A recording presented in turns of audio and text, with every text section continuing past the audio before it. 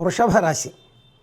వృషభ రాశి వారికి ఆదాయం 5, వ్యయం 14, రాజపూజ్యం 5, అవమానం 4.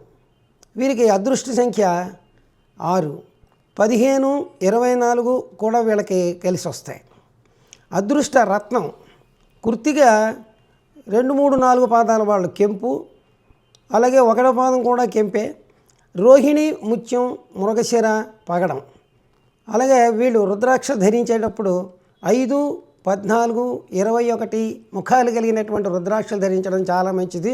అందులో ఏదో ఒకటి ధరించినా సరిపోతుంది. బుధవారం, శనివారం వీళ్ళకి అనుకూలమైనటువంటి వారాలు.